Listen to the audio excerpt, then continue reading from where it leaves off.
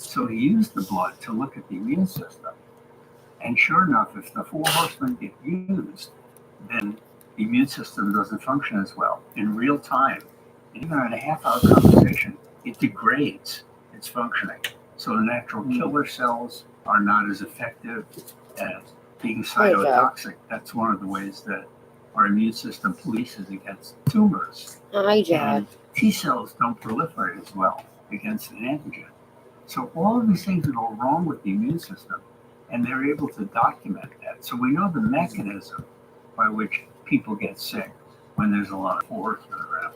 Yeah, that's insane. And then you also go a little deeper and you say that it actually leads to more men dying than women dying. Right. Was it women that can handle more cortisol and more stress? And so the 4 horsemen of the apocalypse isn't as toxic on a woman's body than it is a man's? It's through evolution, because women have been, throughout the millennia, have been responsible for the survival of their infants. And the way they fed their infants is breastfeeding. What breastfeeding requires is the milk letdown response, where you've got milk in your breast, the milk can come out and be released so that the infant can eat. Well, you cannot be upset and have a over evolution, I think, I don't know if this is proven, but women have learned how to calm themselves down in order to help their infants survive. And have an oxytocin release. And an oxytocin Which is what sure. That's the milk now. But more protectors, protectors of the tribe. Food milk, that fucking hurts so much. Protectors of the food. That and pushing out a placenta. Women will never have to experience this, which is why it must be so great. Because if you had to go through pregnancy, abortions, being a fucking contraceptive, having a giant needle shoved in your spine during childbirth, having them cut your gooch during childbirth, these are all the fun real women things. They hold on to those hormones, adrenaline and cortisol. Guarantee if you had to do all that shit, you'd think twice about being a fucking woman. And the thing that can happen, you see, here we come to our 4 horsemen, is men will feel attacked and their partner is being really critical or contemptuous of them or even defensive with them. They'll often feel attacked. And when they're attacked, they will go into fight or flight. When they're in fight or flight, blood is moving from the back into the motor cortex where movement happens, action happens. And so they can't problem solve well. They can't interpret things. They can't listen Please, sir, well. go away. They're in fight or flight or freeze, as some people would say. As a result, it feels so uncomfortable to be sitting there in a conversation that they'll just shut down and they'll become a stone wall. 4th horseman stonewalling, and that fight or flight we call getting flooded. When your heartbeat goes above 100 beats a minute, you're in fight or flight. And so we saw that women can also get flooded, but about 85%? 85%. Yeah, of the people in our lab who stonewalled were men.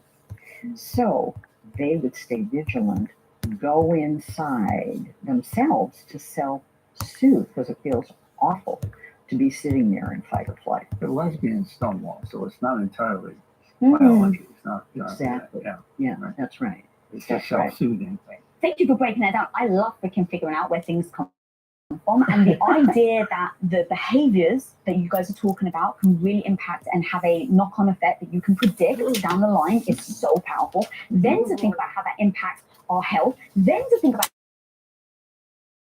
how that actually impacts our longevity, and that if it impacts men more than it does women, it becomes this whole complex thing. But to understand it, I think is important, because once I understand it, now I can change it.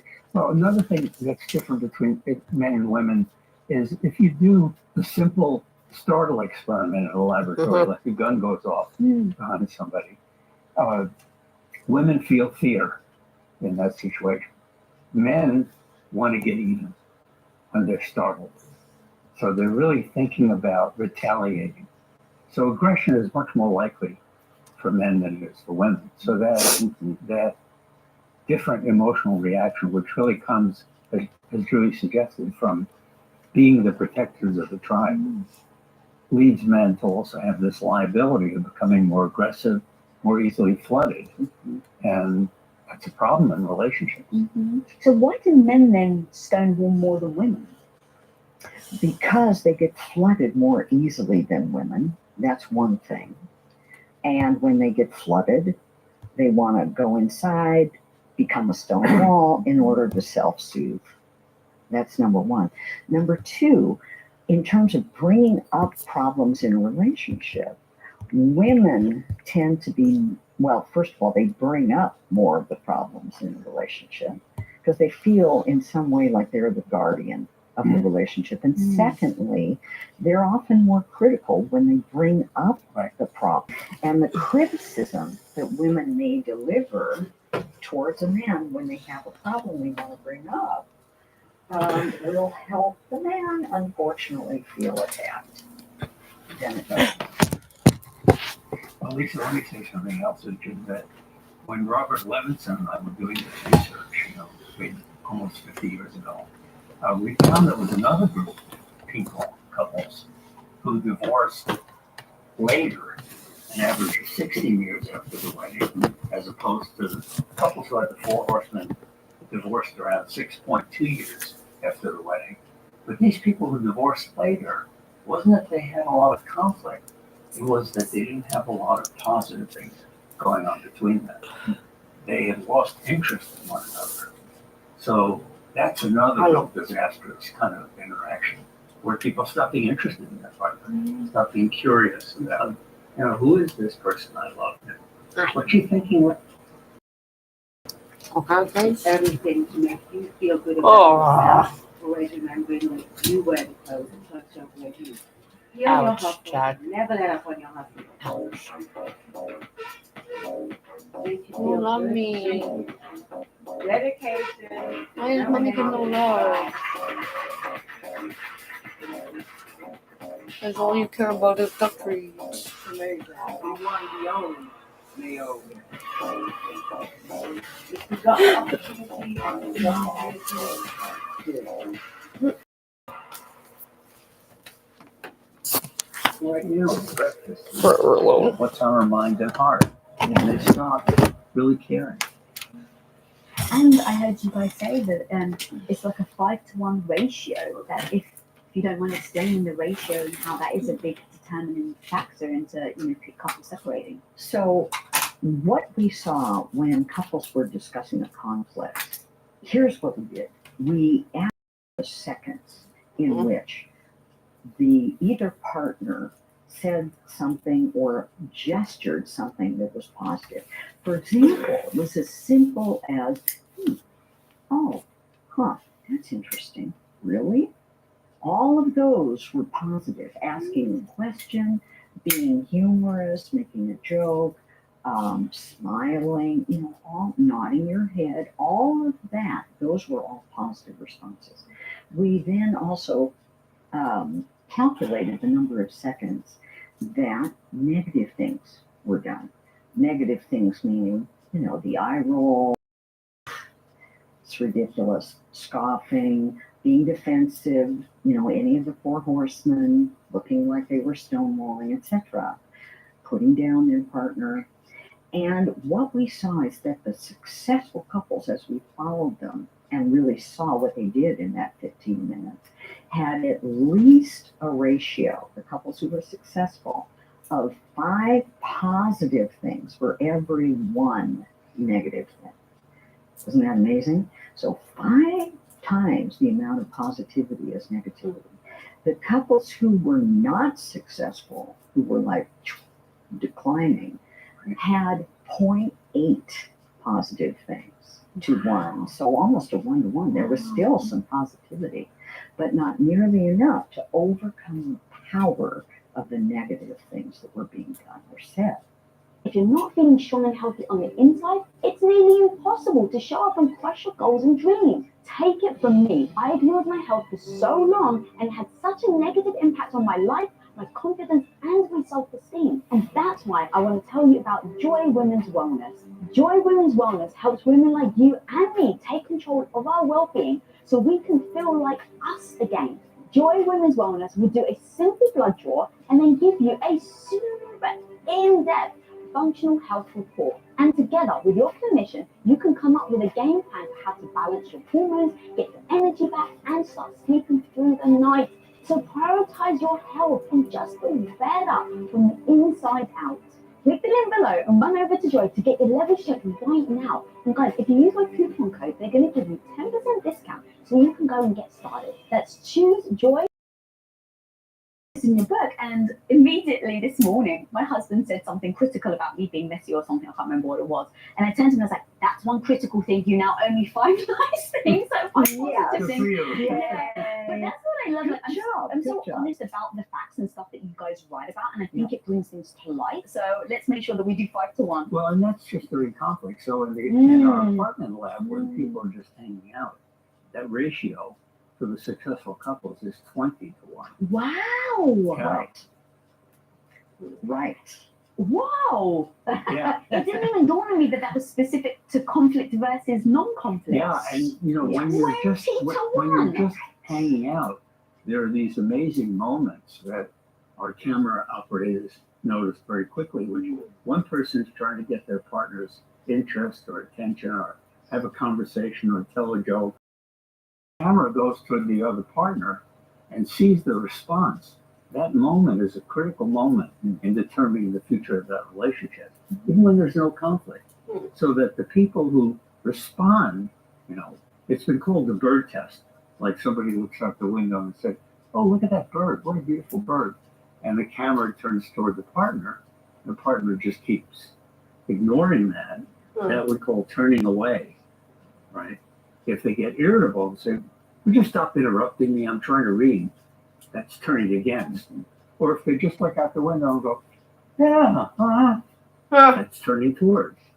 Well, 6 years later, after being in the lab, the couples who divorced, we look back 6 years earlier, had only turned toward those bids 33% of the time.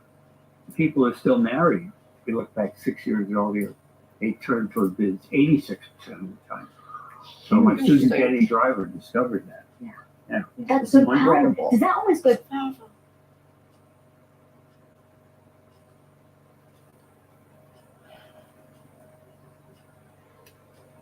Yes, facts. I see you.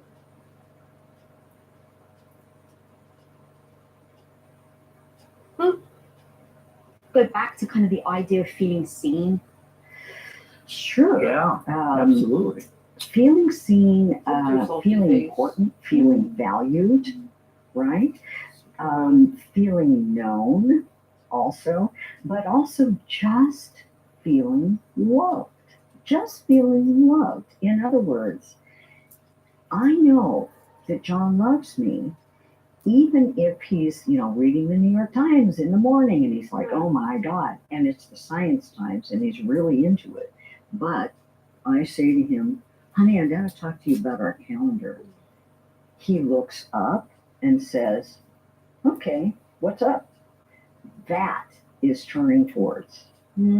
Just a simple little nothing. So but look at that difference as to how much difference it makes in the quality of the relationship. 86% of the time turning towards versus 33%. It's huge. But that's what couples mostly argue about, is not finances, sex, money, in-laws. Mostly it's about these moments where people aren't there for their partner, and it feels like a real letdown. It really feels like you're not important. You could see people crumple a little bit when their partner turns away. Right. You know what it reminds me of? You've heard of a sea anemone, right? Oh, you haven't? Okay. So it's this, you've probably seen pictures of it. It's a little creature, often in tide pools, and it has little fingers, little tiny fingers, whole circle of fingers like this. And it will slowly open up, to be seen, to be vulnerable, to be known. Give it a poke, closes back down. Oh, yeah. You've seen I it, have, right? yeah. They're like green, they look dangerous. Right. And then it closes up. Yes. But the Finding thing that's Nemo. interesting is that if You it's live poked in and it what kind closes of up, place? And it's then much less likely to open up again and be seen and be vulnerable, you see. People are like that. The same thing. If we turn against our partner or away from our partner, when our partner has made a bid for connection, Right. we close up and we're much less likely to be open and vulnerable and close emotionally to our partner. So it makes a big difference. I love that analogy. Yeah. That's amazing. I love Yeah. that so much. So out of curiosity then, in the breakdown that you just gave, people who have maybe been a few years of having conflict, or like how do you forgive, how do you get over things, betrayal, cheating is a big thing. It's huge. And I actually have a quote of yours. I'm going to put it up because it really hit me. An affair is usually a symptom of a dying marriage, not the cause. The end of that marriage could have been predicted long before either spouse strayed. Right. So, Excellent. And, really, what research has shown is that affairs happen for all kinds of reasons, and there could be one-night stands and things like that. But in general, it's a product of loneliness. And it's a problem of not talking to your partner about what's bothering you and avoiding conflict when you really need to talk about what you feel. So rather than my saying to Julie, since we had the baby, we just haven't had good times between us. It hasn't been much fun. Just a lot of drudgery. Well, I don't want to do that because she's going to get mad at me. We're going to have a big fight.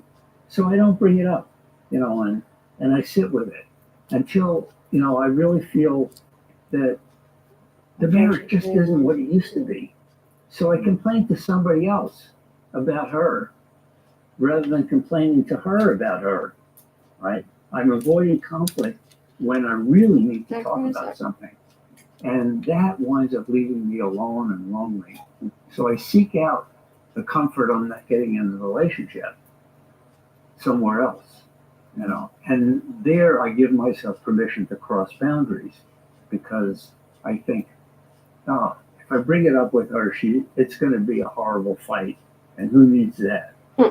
So there's that dynamic going on, right, that allows you to predict the eventual loneliness. And in every affair couple, there's been that avoidance of self-disclosure and avoidance of conflict that we have to rebuild. Yeah. Once we rebuild trust. Une solution pour 3 soucis.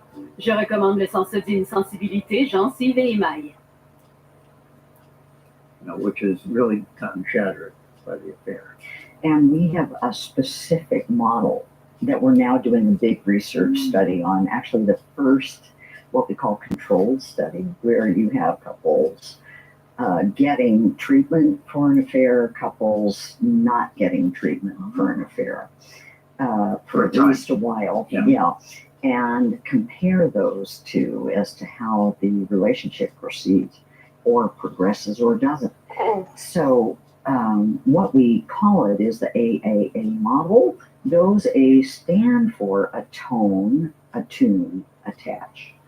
And what we've seen, first of all, is that the impact of an affair or betrayal creates PTSD, post-traumatic stress disorder, right?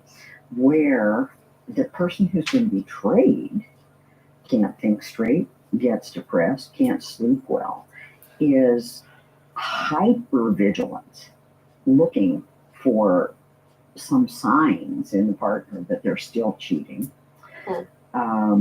Lots of big emotional swings and pictures in their mind, images, fantasizing what the partner looked like with the affair partner and feeling horrible about herself or himself. It's really, really, really painful. So the first stage, atone, is one in which The betrayed partner can ask the person who had the affair any question they want, any question, with one exception. Don't ask about the kind of sex the person had, because if you ask that specifically, you're going to have even more images that traumatize you Right. from fantasizing what your partner just described. So don't ask about that, but you can ask, how much did you spend on him? This date and time, were you there with him, etc.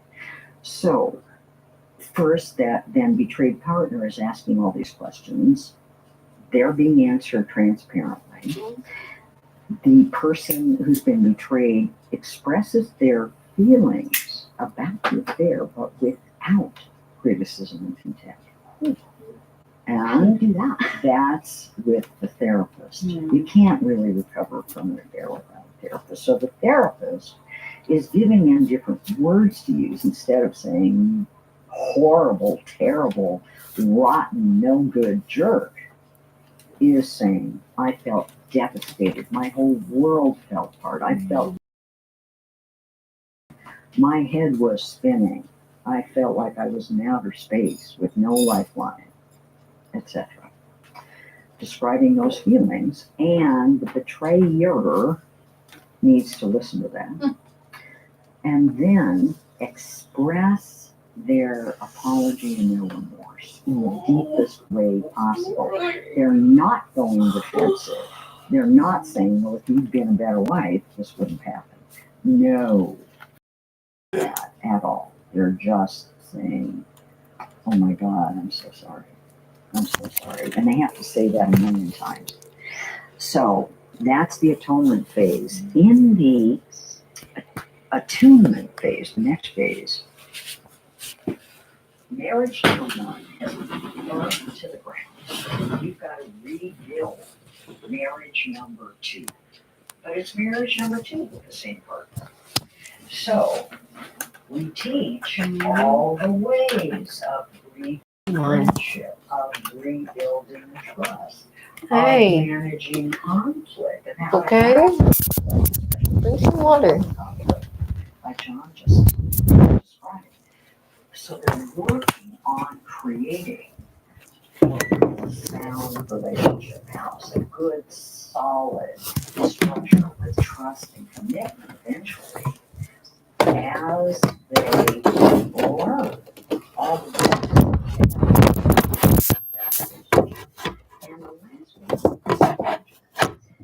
And attachment is really about recommitting to the relationship. And if you get that stage where there's enough for the betrayed partner to make themselves vulnerable in the physical.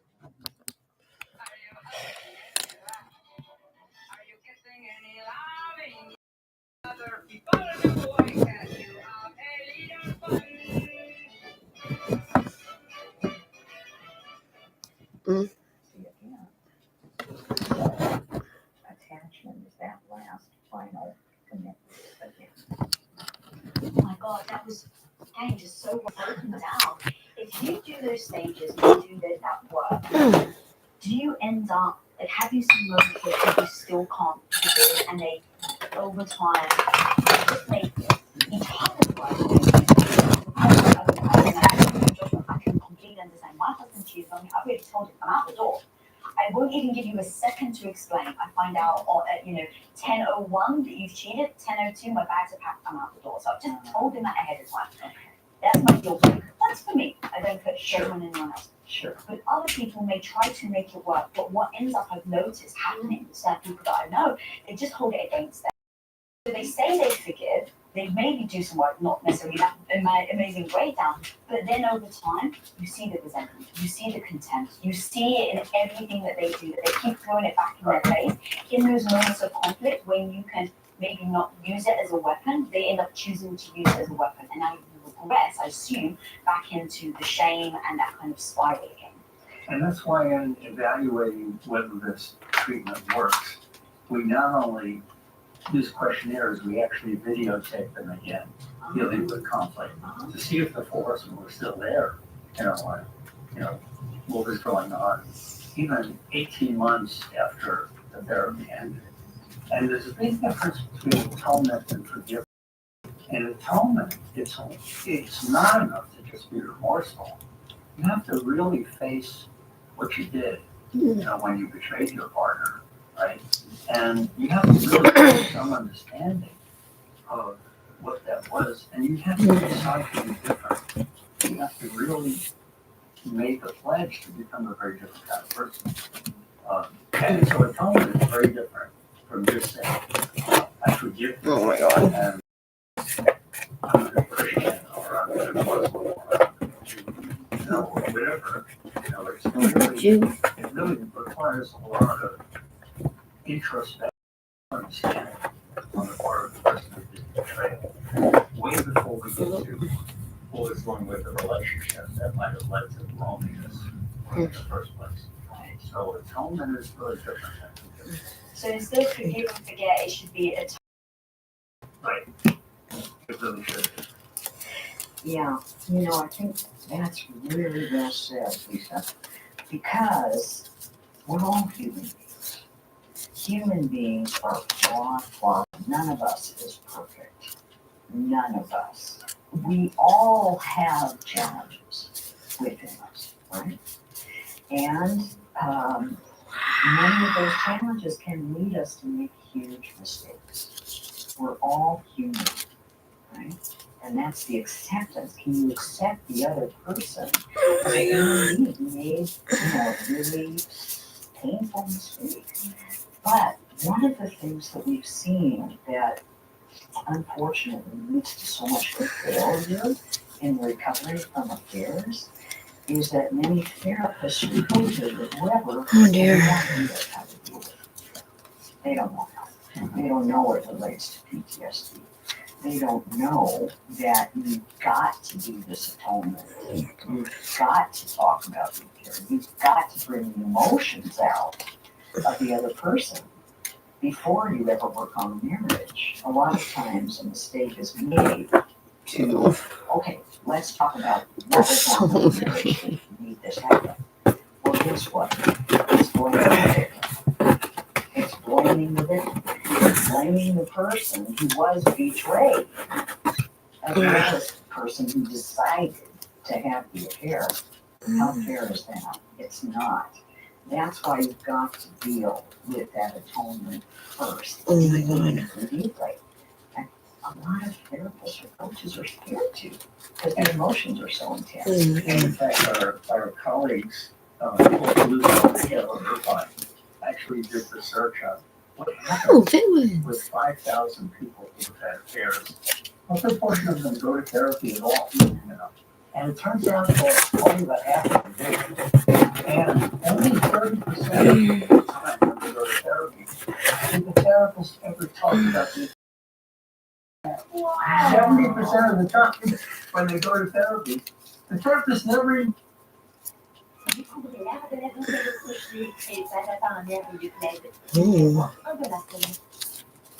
mentioned it if they ever dealt with it.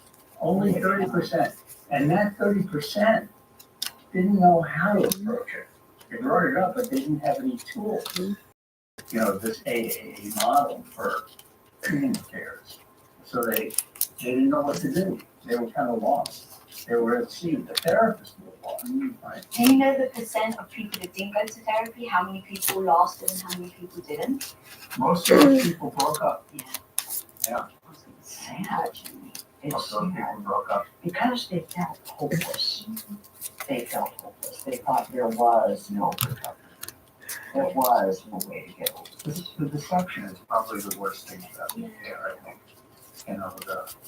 How can I trust you again? You lied to me systematically for so long. Yeah, you speak about how important trust is, obviously, in a relationship. And I think you say that there's 3 phases of love. Do you mind taking me through those phases? Yeah, it's very interesting because when we studied newlyweds, just about all the fights that they had in the lab were basically about, can I trust you? Are you going to be there for me? Are you going to find me sexually attractive 20 years later? I mean, am I more important than your mother or your football team or your friends or, whatever, Or the right? TV. The TV or whatever it is that's important to you. Can I count on you? So that was the beginning. And the people got through those issues, were able to build trust. And that was the next phase of the relationship. Now, building commitment for a lot of couples didn't happen until they built something together that was meaningful, like have a child together or have a business together, like you and your husband, but did something, that moved them toward a state of commitment where they were able to say, you're the love of my life. There's not another person on the planet in my heart. Oh my God. This is my journey, and that's a very, very big step. And a lot of couples we see in therapy who are married and children and house together have not gone through trusted commitment. Haven't built those things because you have to build them, right? And then that third phase is after trust and commitment is built and you built a life together, then it just gets better and better over time. That third phase is, I think, it's like loyalty, or it can be betrayal. Going Right. back to Yeah, the initial phase was called limerence, where it happens for a lot of couples, even arranged marriages happens, where you kind of fall in love. And that's a wonderful, wonderful feeling. It feels like something wonderful is about to happen every minute. That magical phase. But, that phase only leads to the big question is, can I count on you? Right? And can I count on you forever? Loyalty. So those are the phases.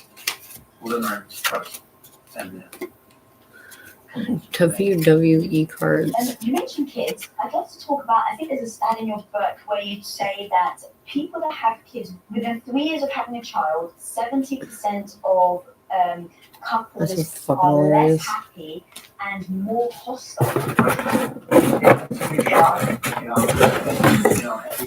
political experience. And it is hard. But it's also Fucking hard time.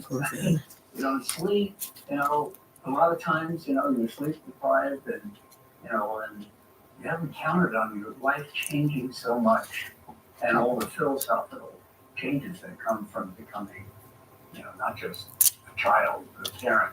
But what happened was that the couples who went through the transition to become parents smoothly were different, even a couple of months after their wedding. Before they had the child, way before they had the child, they were really different. And that was pretty amazing that you could predict that whether having a child would be tough for this couple or not, And there were some couples who went through pregnancy where, guys were very important in this, where, the partner said, she's so beautiful. She just glows. I just, can't keep my hands off her. I keep listening to the baby's heartbeat, things like that, And other people say, she's fat as a whale. She can't ski anymore. We're not able to do things that are fun anymore. It's just a drag.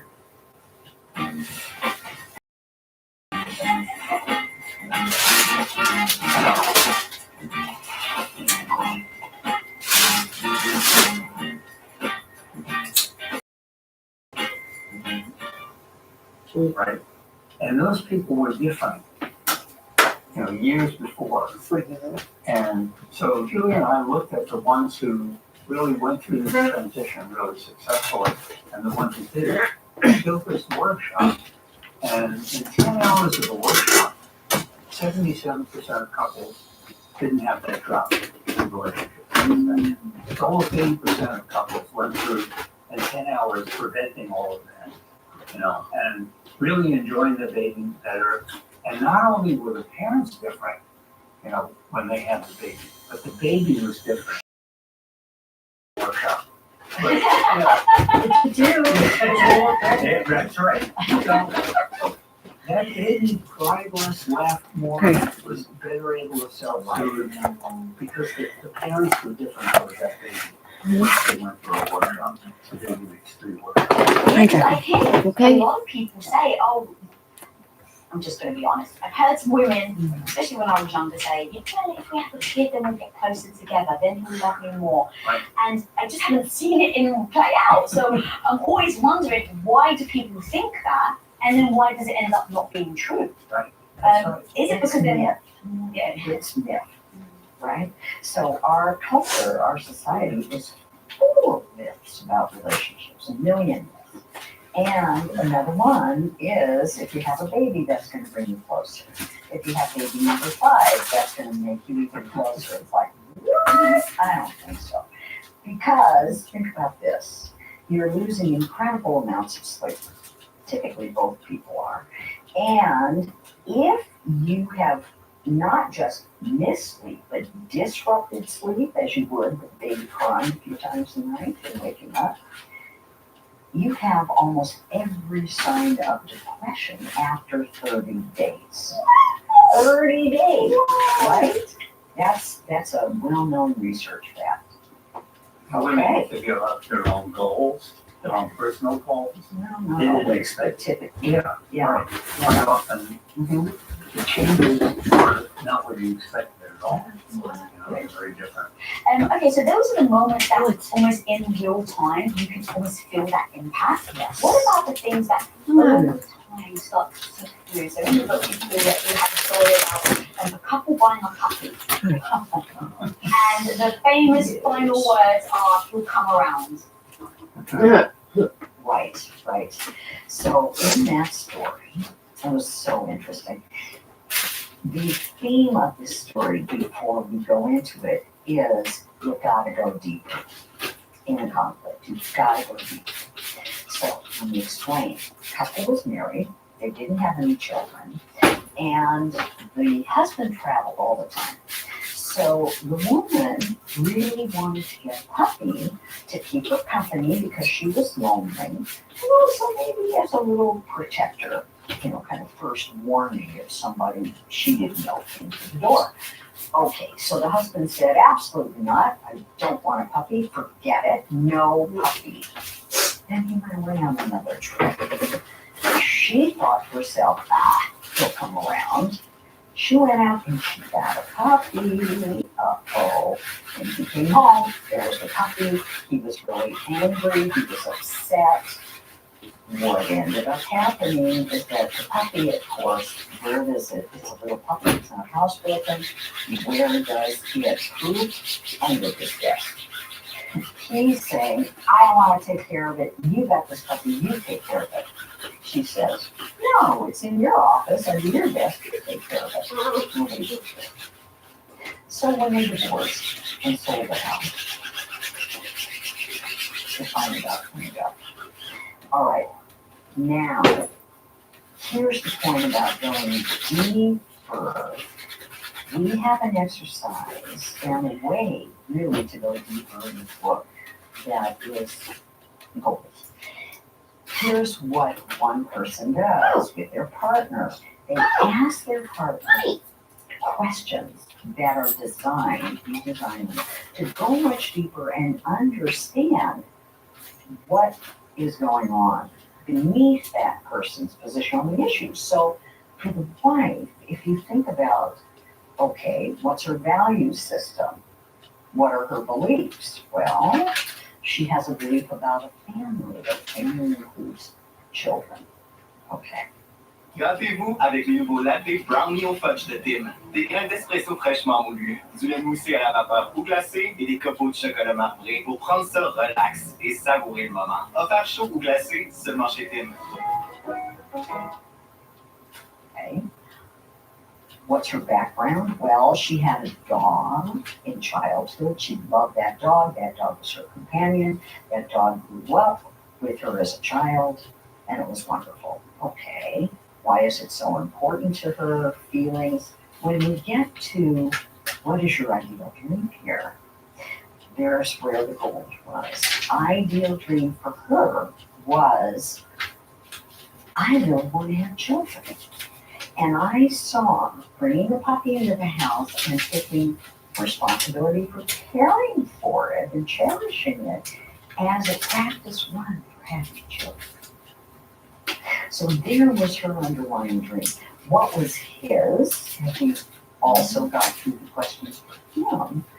I want to be free. I want to be independent. I don't want to be tied down. I want to travel. I don't want to. Yeah. With you. I Right. love you. I want to have adventures with you. And we can't, you know, I want to have children. I want to have that freedom to have adventures abroad with you. Now look at the two dreams, you see. But were they talking about that? Mm-mm. Should we get a puppy or not? Without any insight into what was beneath that. So that exercise really helps couples to have major breakthroughs in gridlock conflicts because they are taking time to understand each other's Right. hearts, dreams, kind of existential point of view before creating a resolution or a compromise. And they know what they're fighting about. Right. That's it, right? See, a lot Exactly. of people fight and they don't know why are they fighting so much. They It think they're seems fighting about the dog, but Yeah. they're really fighting about the dog. Right. That's They're only right. fighting about those dreams. That's right. And so they're not compromising for good reason. It's not that they have some psychopathology, it's that they have an underlying dream that underlies their position on the issue. And it's not always resolvable, because sometimes, one person wants children and the other person doesn't really strongly, and at least then they know why they're breaking up. But a lot of times things that seem like they're unresolvable really are. So Yeah. you have an example of a couple where they seem to have a totally unresolvable issue. Indeed. Would you like to hear that Please, story? yeah, absolutely. So this was from a workshop that we did. There was a couple there who were getting ready to retire. They both really wanted to sell their house. Okay, but his dream was to buy a sailboat and sail forever, ever into the sunset for the rest of retirement. Hers was to go live on a farm that had been in the family for over a century. And she wanted to take her place in the legacy of ancestors who had lived on that farm. Where was the farm located? Iowa. So how do you sail around the world from Iowa? This is not an easy thing, right? It's not. Listen to this compromise. They first did the 6 questions. Each one would ask those 6 questions and just listen to the answers, not bring up their own position, till it was their turn to explain the answers to those same questions while the other person listened. So they did that first. Then, with compromise, we have a special method for that. We call it the bagel method. Or, depending on your culture, the donut. Okay, so here's how it works. You can take either a piece of paper and do this in your mind. 2 concentric circles, you think about. One little circle in the center and a big circle on the outside. In the center circle, think of what is so core to who you are, to your identity, that you cannot compromise on it. You can't give it up. Because if you did, it would be like giving up the bones of your body. You don't want to do that. Is this like a character? Fucking shit. It's either a dream or maybe a value, some kind of value, like, no corporal punishment for kids, something like that. Okay. So, in the outside circle, we're flexible about. And the flexible stuff includes when something will happen, where, who does it, how much will do that. I don't need to really details. So listen to what they calculated after they created what's inflexible, separated that out in their position from what's more flexible in this issue. So he, of course, put sailing down in the center. She put down live on the family farm in the center. Okay. In the outside, there was so much that was flexible. Whose dream goes first? When will it start? How much will we spend? Where will we go? How long will it last? All that stuff was flexible, which was like, oh, well, this is a whole new discussion. And then they decided they would buy a sailboat and sail as far as they could here. Then they would put the boat up on dry dock and go live on the farm for a year through all 4 seasons in Iowa. Not an easy thing to do. And then after 2 years, decide what to do next. And as you see, they figured out a compromise that honored each person's dream. So it was fair, it was equal, Right. and it felt wonderful for both of them. That's such a beautiful story in the way that it kind of they navigated it, because I mean, just going from my own experience, being a stay-at-home wife for 8 years, and I didn't want it. Every year I kept just saying, well, just one more year, just sacrifice one more year, just one more year. Right, and that 1 year turned into 8. And I think so many people, especially women, end up sacrificing. They give over to the family for the sake of the kids, for the sake of the husband, for the sake of the fill in the blank.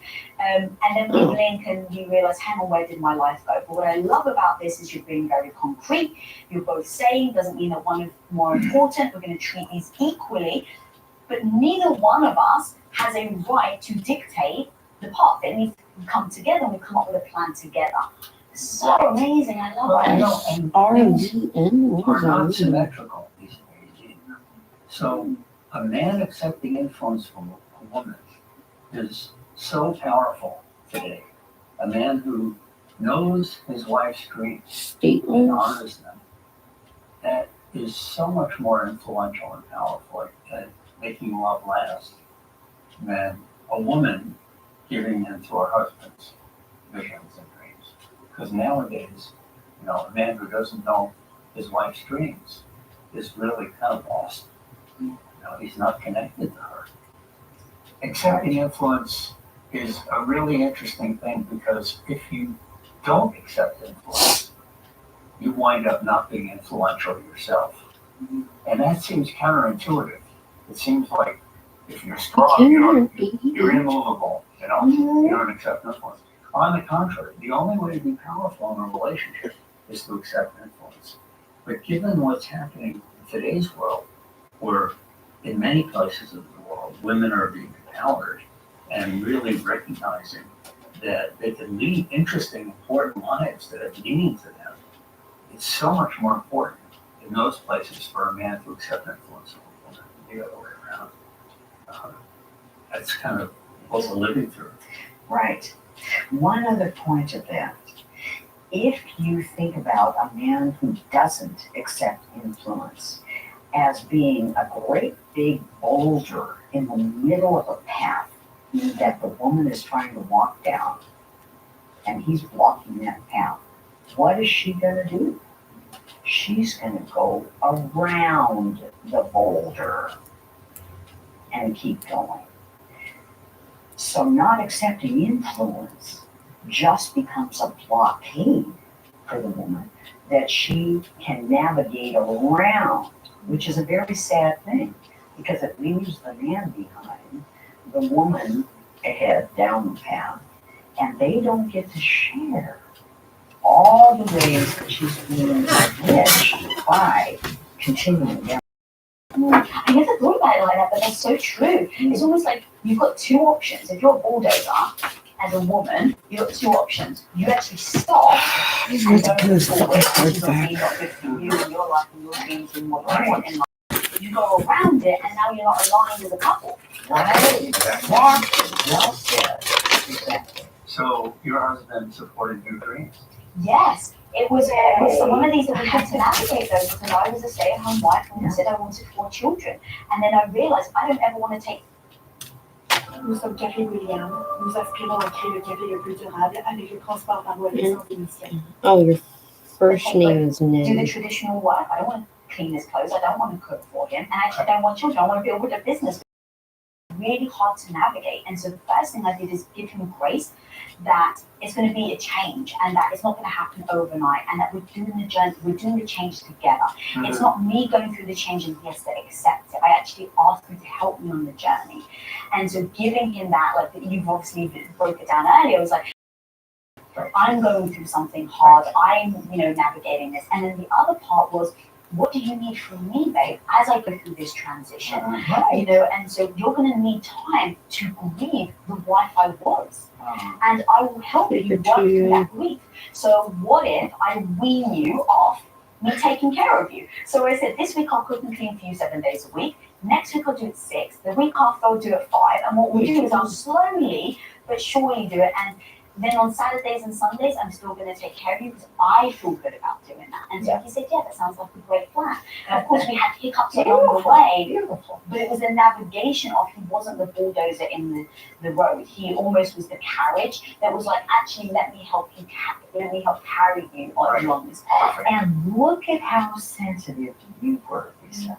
So sensitive in realizing that, you know, this is not just a rock in the middle of the path. This is a human being who loves his wife and is used to his wife playing a particular role.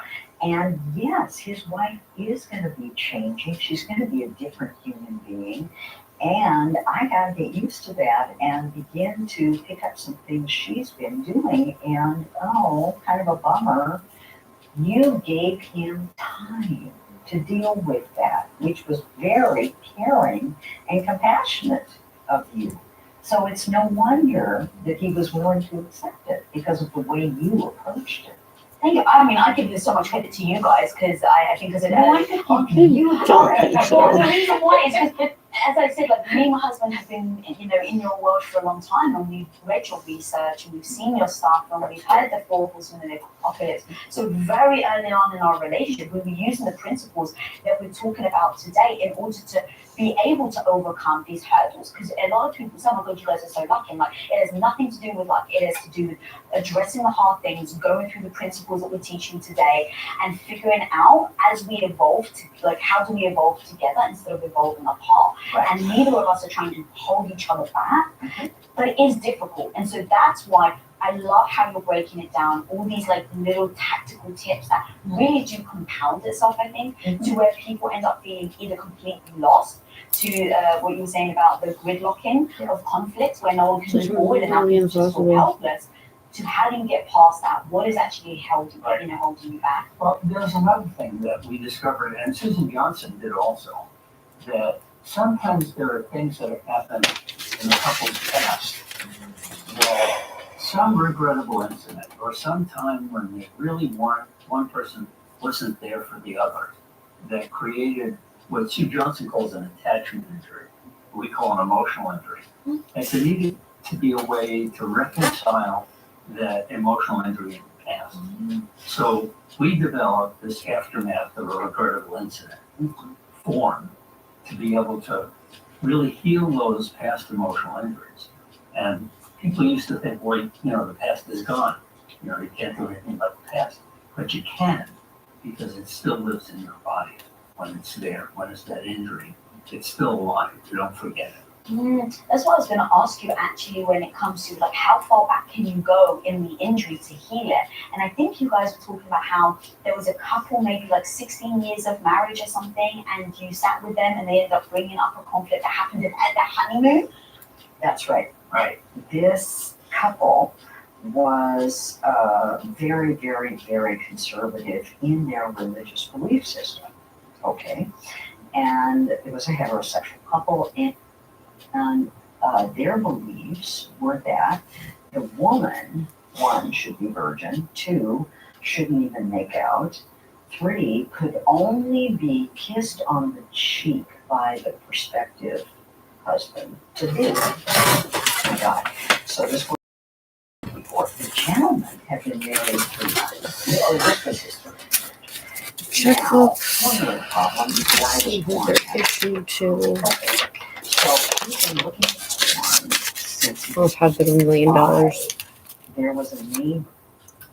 A first date. In this Is that even weather, English? 8 layers for one date, but Bumble keeps things hot. With spicy compliments and steamy conversations that make braving this so worth it. Ready to defrost your love life? Warm I feel up like on that's not Bumble. English. Who introduced him to porn. So he had been looking at porn since he was 5 years old. He was now 35. 40 years. I'm very upset. And That's how he learned Me say. what sex looked like from porn. What is sex in porn? Totally impersonal, where the person operating the video has total control of everything. All right, so And you wrong. go to their honeymoon night. This is a woman who's only been kissed on the cheek, right? He then mandated that on that honeymoon night she do every single thing he said in the porn Try movies. that. She was so traumatized by T that. H As you A can N. imagine, right? Kissing for her was like nerve-wracking. Big deal. So everything, they had every kind There's of like a sex. She million. didn't know what the heck was going on. She was so traumatized by that. And thereafter, he then said, we have to have sex 3 times a week at this particular time, every third day, whatever it was. So by the time I saw them 16 years later, she was so traumatized, she couldn't see straight. And when they had sex, which they still did 3 times a week after 4 children, she'd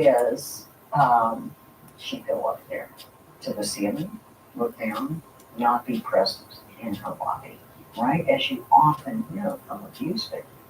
So in the therapy, they came in as a couple, terrible relationship.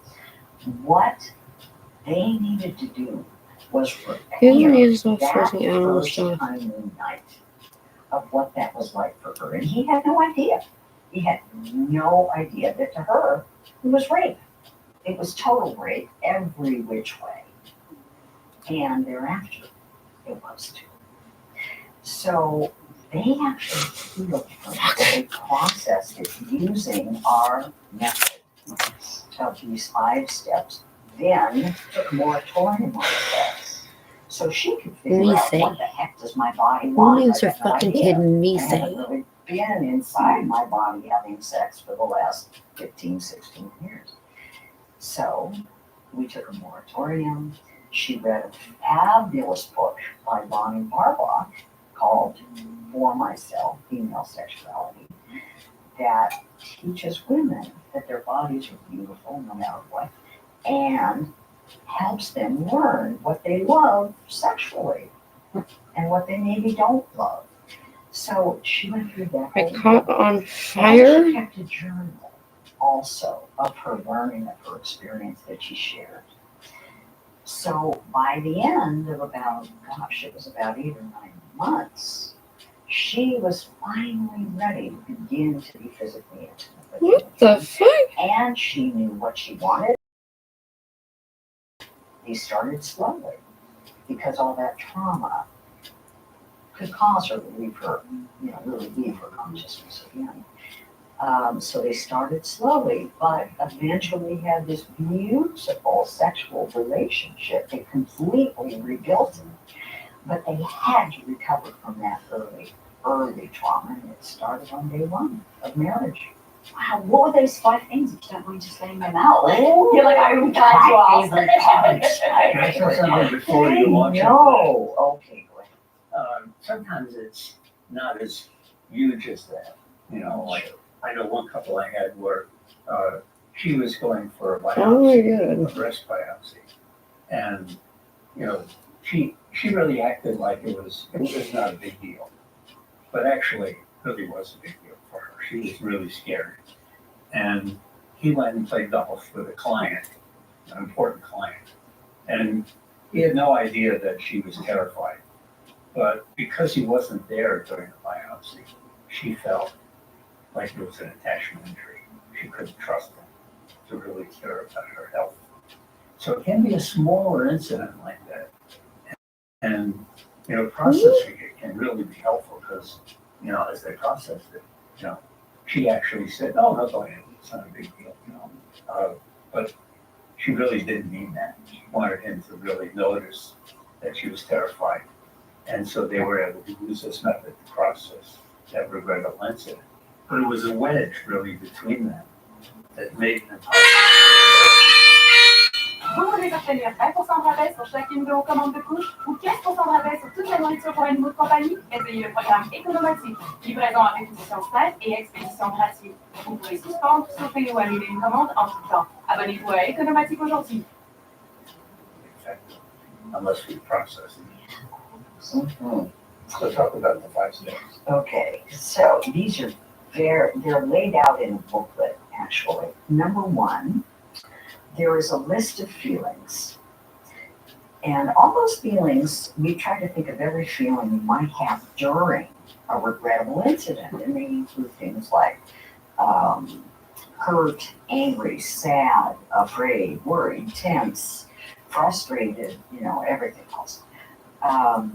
So each person takes a turn saying out loud what they felt during this regrettable incident. And mind you, there's a couple of assumptions I should begin with. 1, always there are 2 points of view in every regrettable incident. They're both right. Okay. Secondly, you've got to be calm to do this. You can't do it just 10 minutes after a big blow up. You've got to be calm. Okay. So they listen to their partner reading off the list whatever feelings that partner had during the fight.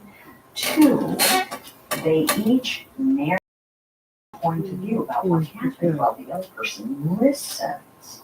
And the listener, what we found is really helpful. The listener takes notes, writes down notes, because it keeps them from getting defensive, getting flooded as they're hearing about what happened.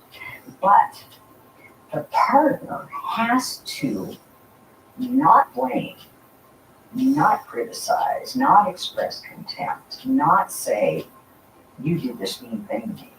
There's you again. Instead, the speaker needs to describe, I saw this look on your face. I imagined you were really angry at me. I watched you walk into the living room. I heard you say. So it's all about the speaker's perception of what happened. I heard, I saw, I thought, I fantasized, right? I said, I remember you saying. Now their perceptions could be night and day, right? Okay, so the speaker presents their point of view, then the listener, using notes, summarizes what they heard the speaker say. Not yet. Instead, they summarize what they heard the speaker say, make sure they got it right, and then say a few words of validation. Like, oh, I can see how you would have felt that way. That makes sense to me. That's all validation is. It's not agreement. It doesn't mean, oh, I see it the same way. It means if I were you, in your shoes, I can see how you felt that way. Then they reverse roles. That's step 2. The other person speaks, and they repeat the process. Third step is looking at triggers. Triggers are crucial, right? Nope. All of us have baggage, from old How relationships. the fuck are you supposed to find anybody? So, if any feeling got triggered for you that is an old feeling that started long before this relationship, you share that with your partner, what the feeling was, and where it may have gotten started before this current relationship. And those feelings tend to be things like feeling judged, abandoned, rejected, put down, criticized, insulted, etc. You share with your partner if anything got triggered and where it may have started before this relationship. 4, they're finally taking responsibility. Oh my God.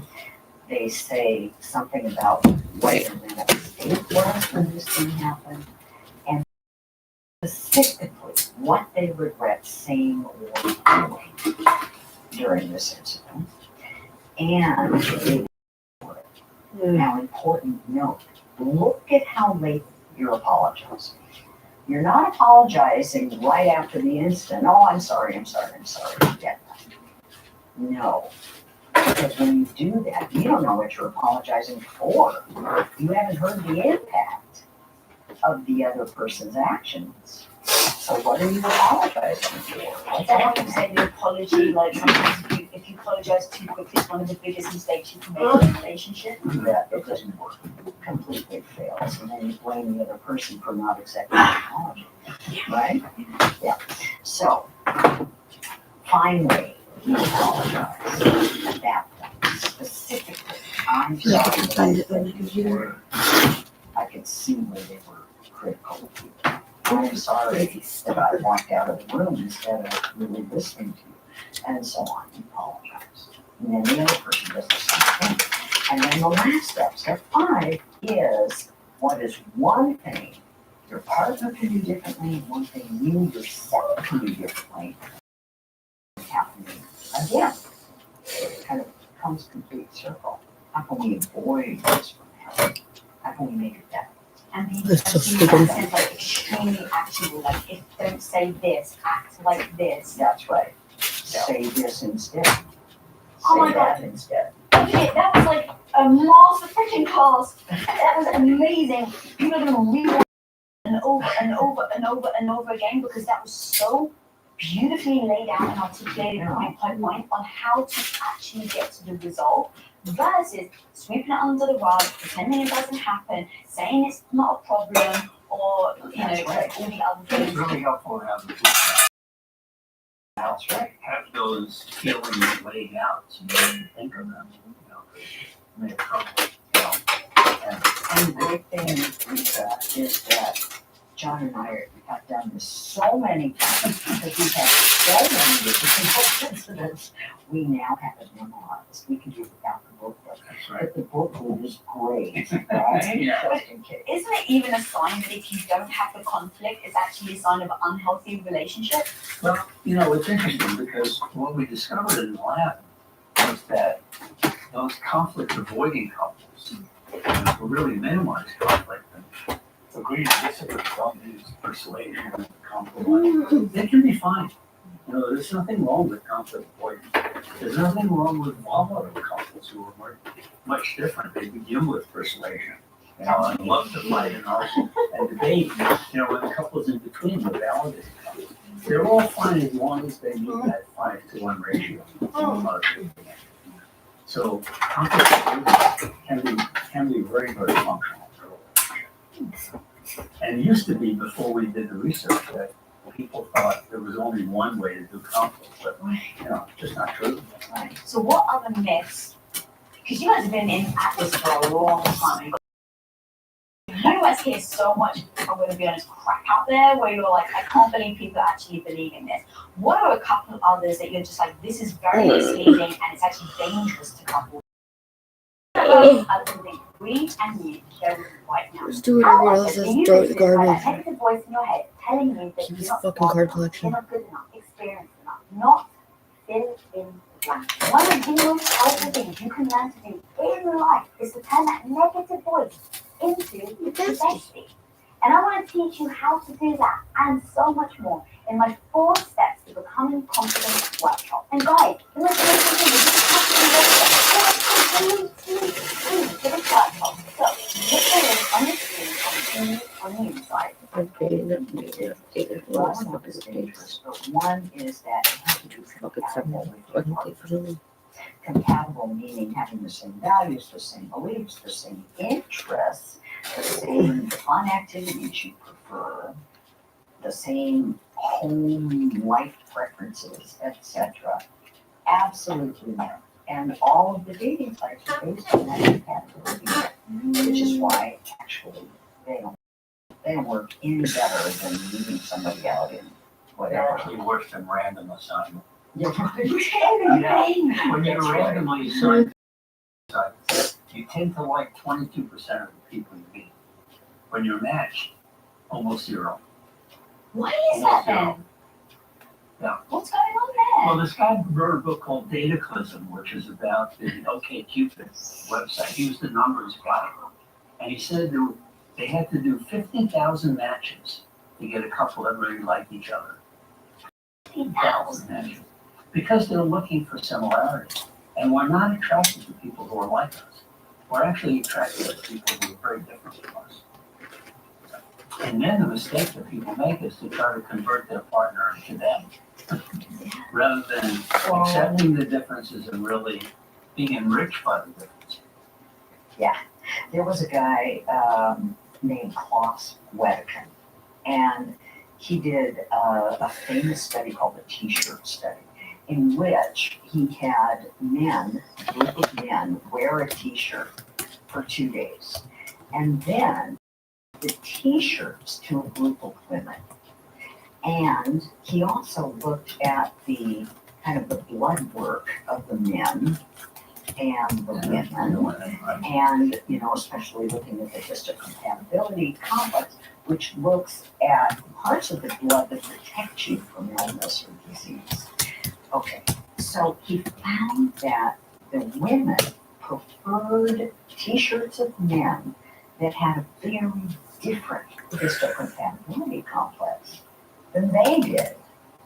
Not only that, but when they actually met the men, they liked them better. Isn't that interesting? So if you think about it, and you gotta know a little bit of biology here, but with genetics, we want our genetic pool for our child to be as possible, as expansive and differentiated as possible, rather than more narrow, because a broader genetic pool given to that child will protect them more from more illnesses, more viruses. Diversity makes biological sense. Right? Makes complete sense. Part of evolution. So we're actually, due to evolution, different from us. And John and I are as different as can be. We're totally different. I mean, me and my husband the same. It's it's just even just like our cultures, everything, like we're completely different. And I always heard, like they say, like, I'll find someone that likes the things you like. But there's so much complexity to, well, there is a bit of a hurdle when you meet someone that isn't like you, right? So it's like, this is what I call screaming music, rock music. I came from R&B and rap. So it's like, you kind of have to like get used to the music, right? But it makes complete sense biological, because if me and my husband had a child would be better off because of the diversity of both of us. That's exactly right. I want to go back to something actually that we were talking about. So as we were talking about kind of like resentment and whether it's infidelity or just like conflict that's built up. I've heard you guys talk about something called a negative sentiment override. Right. I think it's all too No, I common. don't want Do to you mind choose a new explaining password. What that is and the dangers of it. Yeah, the idea came from a guy named Bob Weiss at the University of Oregon. He's a very wise scientist. And what he said was, I've noticed that generally couples are in one of two states of mind. Either they kind of think that the relationship is stupid. much better than costly, or they think it's more costly than good, right? When you do a cost-benefit analysis of the relationship and your partner's character, you can come out on one side or the other. There's no in between. And research that he did, the research that several of us have done in our labs, confirmed his hypothesis. So he called that state where you're really thinking, basically this relationship sucks. Negative sentiment override. So your negative sentiment overrides positive stuff that can happen. And sentiment means feelings, negative feelings. So your overall sentiment overrides the positivity. Or you can be in a state where your overall sentiment overrides negativity. So, like I had this one client where the guy said, when my wife comes down in the morning, I take a look at her face. If there's anything negative on her face, I'm out the door. Because I've had it up to here with her negativity. Right? Like that's not negative, right? Right. So, that was him, he sees negativity when it's not there. Even if his wife, has had a bad night's sleep, he takes it personally, right? That's negative sentiment override. He's got a chip on his shoulder. He's always walking around expecting some argument's going to come out of nowhere. If you're a positive sentiment override, when your wife comes down and your husband comes down in a bad mood or grumpy, you think, oh, I wonder what's wrong. Maybe he didn't sleep well. Maybe she didn't sleep well. Maybe something's on her mind, something's stressing her out. You ask about it. You don't take it personally, right? And if it is personal, then you go, oh, I really didn't pay attention, right? That's positive sentiment override. But the question is, how do people get to one of those two states? And that's what we thought. They get there because the friendship is not working. And we were wrong. Yes, they do get there because the friendship is not working, but also they get there if conflict's not working. You can slide into that negative sentiment override. And once you're in that state, it's really hard for your partner to dig out. Because whatever your partner does to repair, you think, oh, what's the ulterior motive? You don't trust your partner's intentions. And when you say conflict doesn't work, do you mean you haven't been able to resolve the conflict? So you go, No, not necessarily that. It's more that the way you manage conflict is terrible. So the four horsemen are there, right? The criticism, contempt, defensiveness, and stonewalling. Things get escalated. There may be shouting and yelling, or not. Or maybe just, not talking, like really. Absence of positivity. Yeah. The other group. So either one of those can put you into negative sentiment override. And it's hard to dig out of it once you're in it. You have to go back and repair the friendship and intimacy or change the way conflict occurs in the relationship is managed in the relationship. right. I'd actually love to talk about your 7 principles of love as you talk about like intimacy and friendship, like all of these things. Do you mind if I go through them? Sure. Okay, I'd love to. What a great. The first one is share love maps. Yes. Love maps means how well do you know your partner's How well do you know your partner's priorities, their needs, their values, their most embarrassing moment in childhood, how they feel about their parents, how they feel about the child you have, etc. And the way you build love maps, it's interesting. Most people know how to do this, but they forget to do it.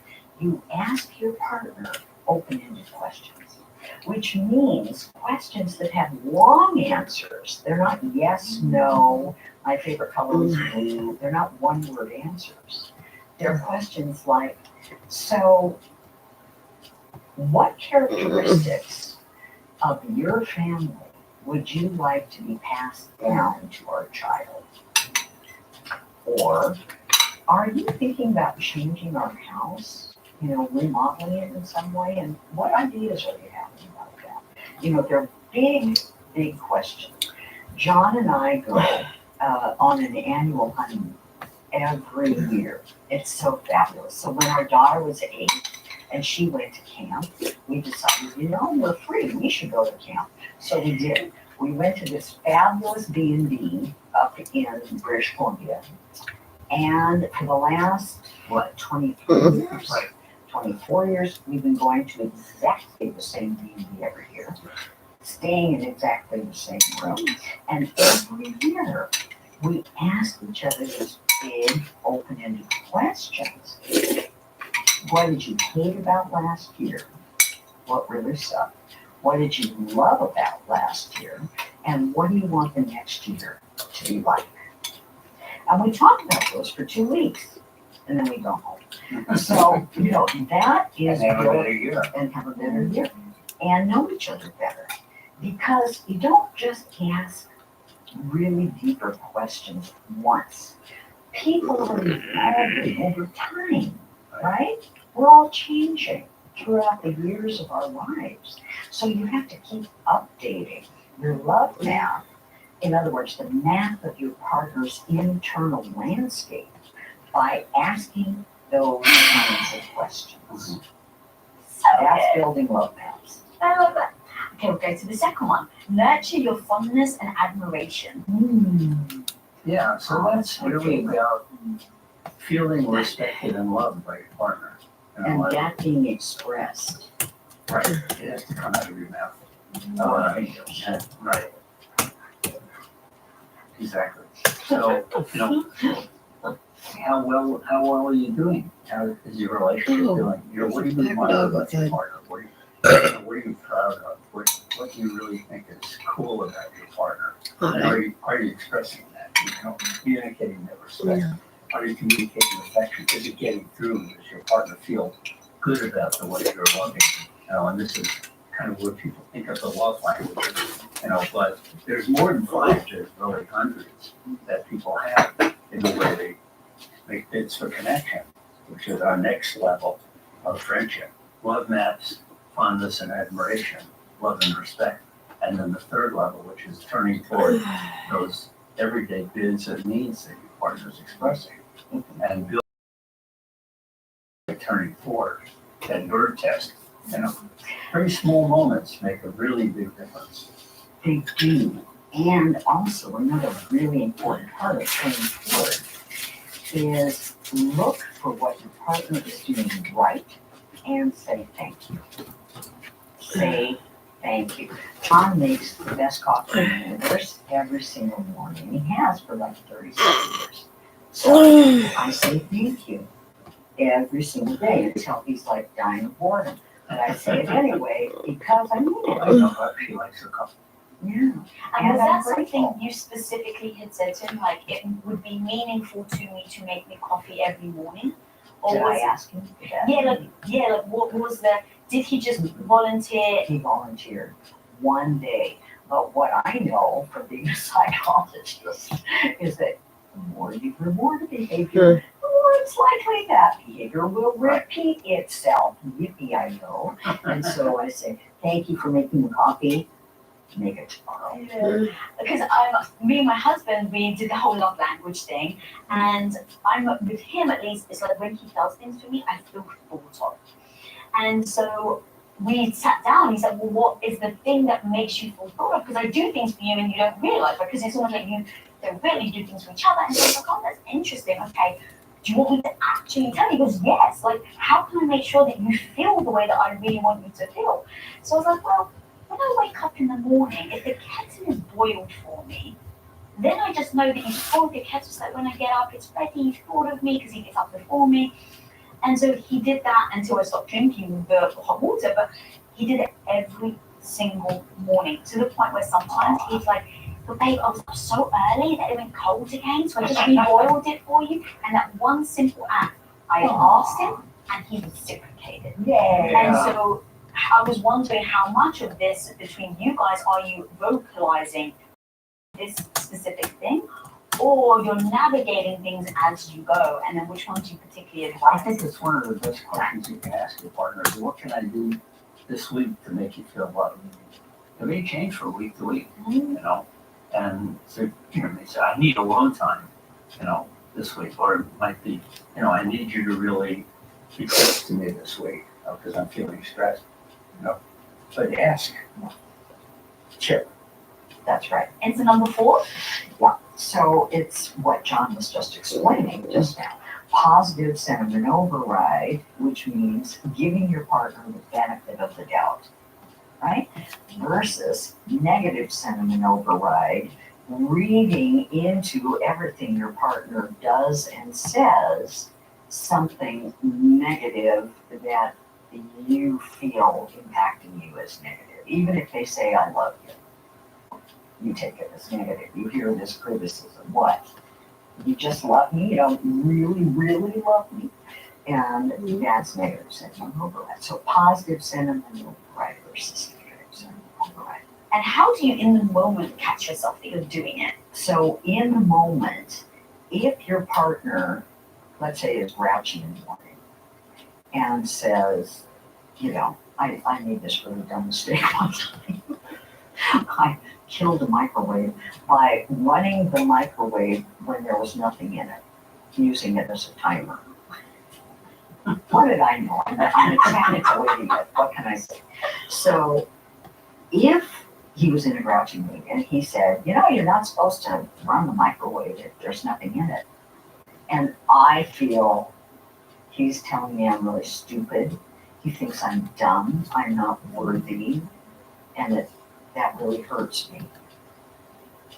Oh, wait a minute. he didn't get any sleep last, so that was negative, right? Negative syndrome override versus, oh yeah, I heard him getting up at 3 in the morning and I don't think he came back to bed. He didn't get very much sleep. No wonder he's grouchy. I'll take that in, but just not take it so personally. As positive syndrome. Yeah, I think sometimes you end up getting in that loop, Yeah. and you said it before, you just make it about yourself. And it's like, what have I done wrong? Why is That's he right. angry with Why me? is he angry with me? Yeah, right. Exactly. And so sometimes me and my husband even have language where it's like, what did you hear me say? Good. That's great. Because I'm like, well, I heard you say this. And he's like, I didn't say that. Actually, what I said is this. And I'm like, but it's the same word. And he's like, actually, babe, it's not the same word. And so then we'll have a talk about the word that we use and my interpretation of the word versus his interpretation of the word. Right. And they'll be totally different. That's right. Especially if you come from two different cultures. Huge. I Yeah. remember one time I went into Julie's office and I said, you want to get some coffee? Go to Starbucks and get some coffee. And she said, are you here? And I said, yeah, I'm here. And do you want to get some coffee? And she said, yeah, but are you here? And I started to get angry. And what's she talking about? Am I here? You know? And I said, what do you mean by this? By your question? She said, well, do you just have a few minutes or do you have some time so we can actually talk about things? Oh, I had no idea what she meant by, are you here? What do you mean? Speak English. I'm here, I asked you to go to coffee. Read my mind. Read my mind. Yeah, exactly. That's Another myth. Yes. Right? No, mind reading, it doesn't work. If they love me, they should know. Oh, never. That is like, honestly, I think that is very Yes. detrimental to a lot of relationships. Yeah. It really is, Lisa. Right. Okay, so let's go to number 5. Okay. So number 5 is manage conflict, right? Yeah. Manage conflict. Right, like your book. There it is. And so, you try and avoid the 4 horsemen, you repair regrettable incidents, you accept influence from each other. That's where accepting influence comes in. You ask for what you need in a way that's not critical, not blaming, and it ties in to number 6, which is honoring each other's dreams. And remember, earlier we were talking about those dreams underlying your position on an issue, oftentimes when you're just arguing on the surface. And in particular, one thing we haven't mentioned yet, but is really important for people to know, is that 69% of problems couples struggle with are perpetual issues. They never go away. They never get resolved. 69%. And they're based on personality differences and differences in lifestyle preferences, right? So you have to be able to dialogue about those. And a lot of times those dialogues have to do with understanding each other's underlying position. Yeah. And why you hold that position so dear to you regarding those perpetual issues that don't go away. How many of us always just don't do the work and then do it when it's too late? Versus as you were talking, I was thinking, if everybody did the masterclass that has been today before they actually got together with somebody, or on the first date. Obviously, there's a lot of commitment on the first date. But you see where I'm going? So if you are able to talk through all these, the dream, that's the 69% is insane. If you just establish character and what was it? You said personality and lifestyle. Thank you. If you address those at the beginning, That's why we wrote that 8 dates book. That people can go on those dates when they're courting and have those conversations and see whether they actually are enriched by one another, enriched by the differences. Right. I mean, when you guys first came here, I was like, do we have 4 hours or 5 hours? Because there's so much stuff that you guys cover that I think that people are able to do the work in themselves before they even get started. Then when they start the relationship, they do the work together. So that things like you know, when you get 5, 10, 15 years down the road, you're not having to unwire all of these like moments that maybe you can't get past, like the grid lock, where you realize, oh, your dreams don't even match. And now you're 10 years into the relationship. Right, Yeah. but dreams don't have to match. Oh, right, Right. yes, you're right. Honor each other's Yes. dreams, and because you're incompatible, those dreams are not going to match. But sometimes the not match in the dreams is a deal breaker. You know, like one person wants children, the other person Yeah. doesn't. Yeah. You know.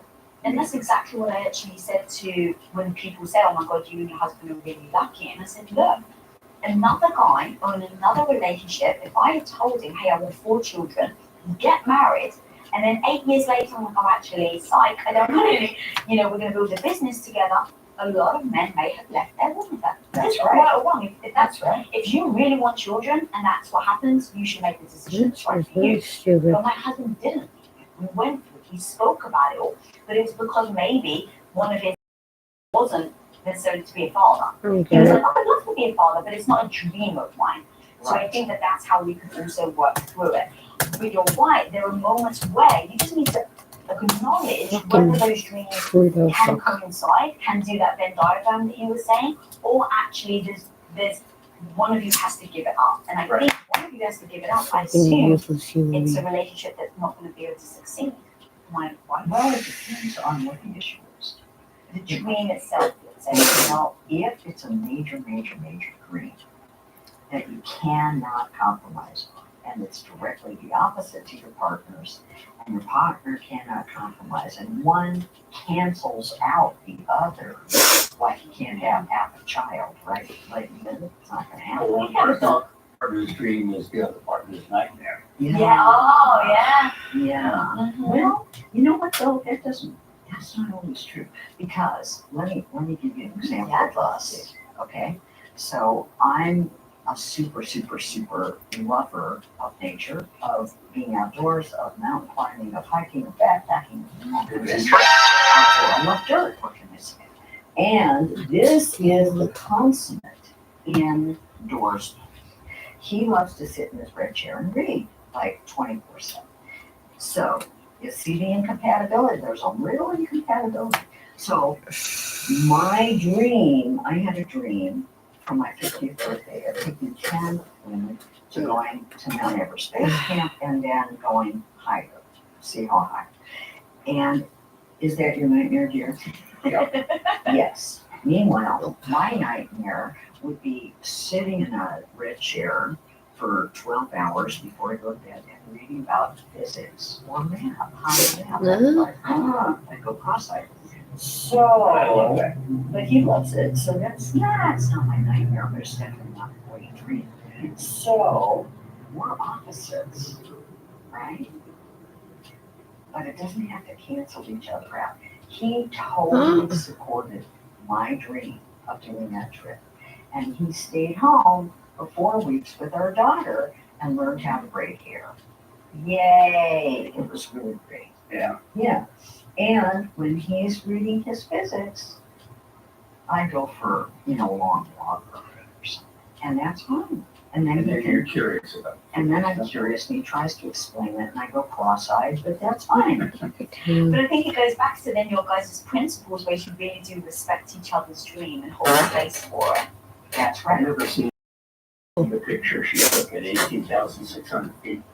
Oh, And probably in that moment, then you were glad that he loved sitting home with a book because he was taking care of your daughter breaking her head. You didn't have to worry about it. Not to mention the fact that I didn't have to, drag him up to 18,600 feet, which would have killed him. He gets altitude sick on a ladder. It wouldn't have been good. That is not good. So thank you for sharing that example, actually. I think that's a very practical way of explaining how things can work or not potentially work. Because there's another scenario where you guys aren't the Gottmans and have done all this research where you have that with each other. See, she abandons me, she goes up that mountain, or the other one is like, see, he's so boring, he just sits there and reads all day, doesn't even show any interest. Exactly. It could have looked like that. And then Final principle. The seventh is creating shared meaning. Now, shared meaning, You know, it's listening into our belief, John and mine, that every person is a philosopher, no matter what their education, no matter what their IQ, no matter what their background. Every person wants to find some meaning in their life. They want to have a purpose for being on this earth.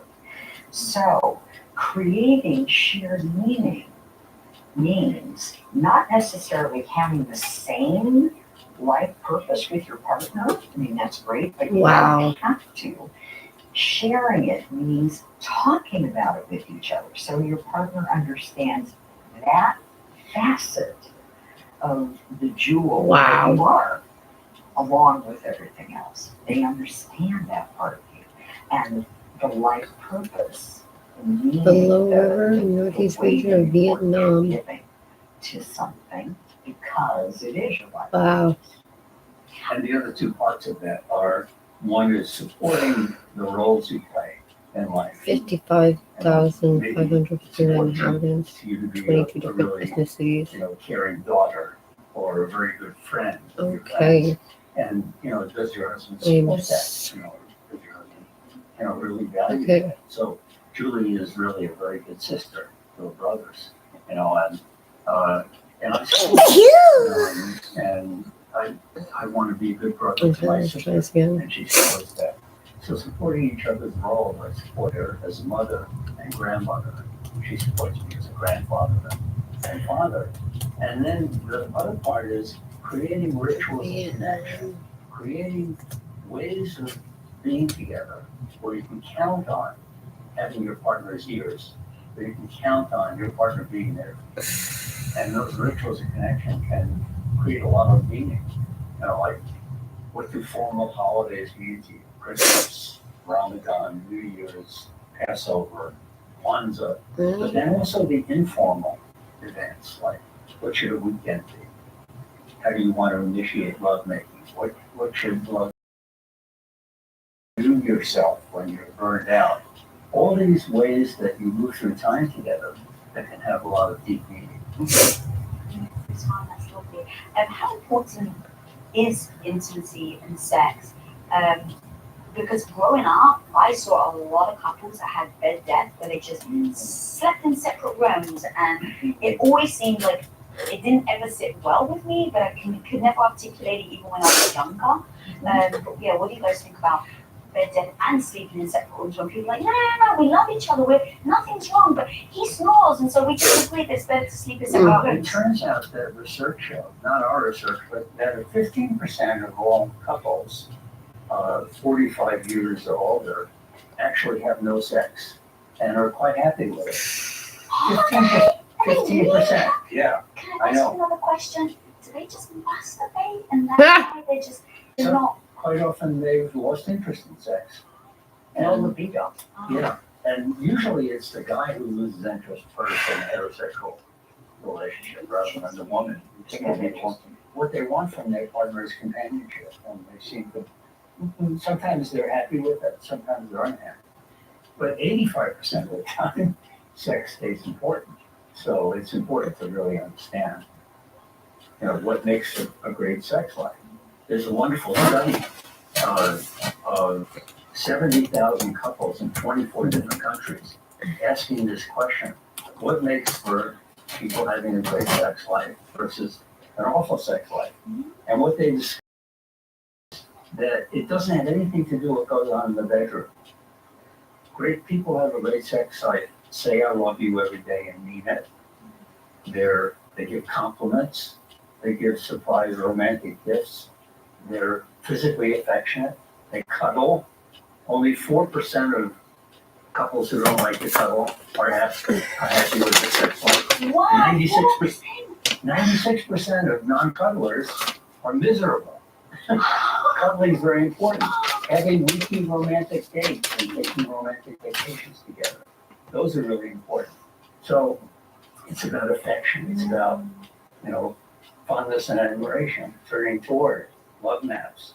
That's what makes the difference for great sex. Because I even noticed, even just sitting here, you both put you guys are you do those moments of touching, Yeah. and it's interesting how even just as a bystander, when I see that, I automatically go, wow, they're really in love.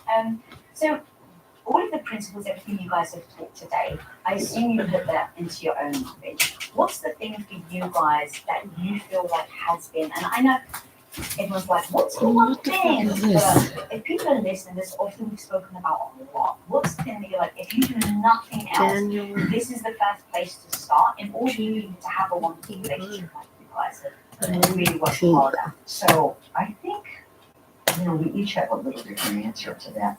But one of the things I think that's super important is go home to your partner, sit down with them and say, so what are your wants? What are you dreaming about that isn't fulfilled right now in your life that I can support you in fulfilling it? I'm curious on what your answer is, John. You know, when I first started talking to the press, I would always get asked that question of what's the one thing that makes the difference, right?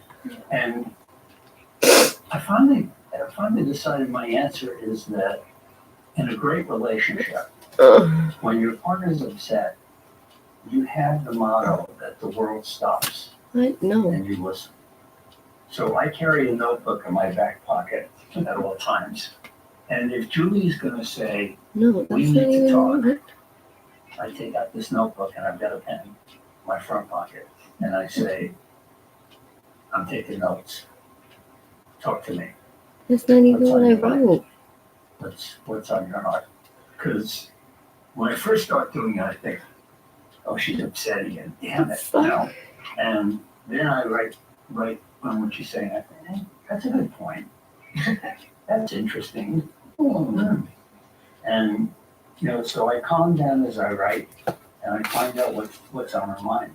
And I think that's the most important thing you can do in a relationship, is to really let your partner know that there's nothing more important than what she's feeling.